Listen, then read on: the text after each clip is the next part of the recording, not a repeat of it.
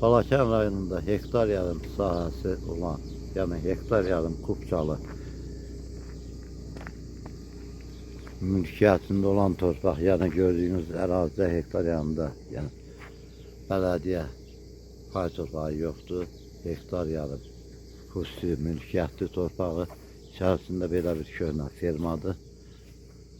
Yol tərəfdən dəmir turbalarla bağlanmışdır. Rayonun mərkəzindən gördüyünüz bu hissəyə 3 kilometr aralı bir məsafədir. Yəni 3 kilometr məsafə var. Arxası dağlara dirənir. İşıq xətti, qaz xətti, internet xətti qarşısından keçir. Yaxınlığında yaşayış evləri var.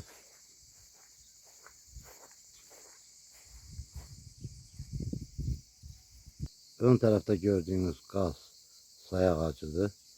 Yəni qeyd etdiyim kimi qaz xətti düz qarşısından keçir. İşıqlı, internetli hamısı var. İçərisində belə bir köhnə yaşayış evi var.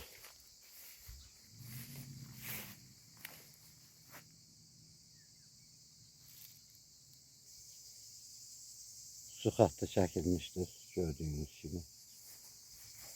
Suyu da var. Bu hissədə cavan qozbağıdır. Balaca bir hissəsində.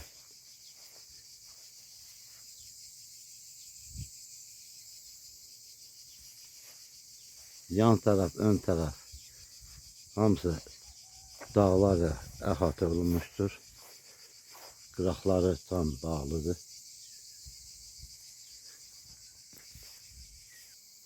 Dağ ilə torpaq arasında məsafədə gördüyünüz kimi dəmir turbalar bastırılmış,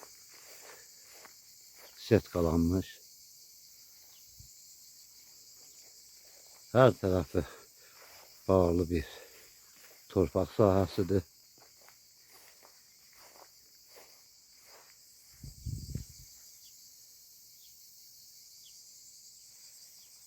Rayonun mərkəzindən qeyd etdiyim kimi 3 kilometr aralı bir məsafədə yerləşir. Yenə qeyd edirəm, torpağı hektar yarım xüsusi mülkiyyətdir. Yəni bələdiyyə pay torpağı gördüyümüz ərazidə yoxdur. Torpaq hissə isə satılmır, bütövlükdə satılır.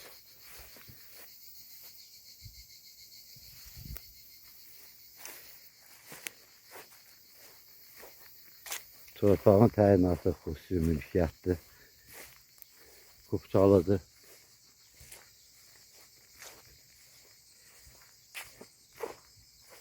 Bir sotun qiyməti 5000 manatdan təklif olunur. Hissə isə qeyd etdiyim kimi torpaq satılmır. Torpaq bütövlükdə hektar yarımın hamısı satılır. Tam Kupçada qeyd olunur hektar yarımı. Hissə isə satılmır. Bütövlükdə satılır. Yan tərəfdən də yenə dəmir turba və setkalarla hasarlanmışdır. Hər tərəfdən belə deyim, bağlı bir ərazidir. Dağın tam ətəyidir. Kupçalı.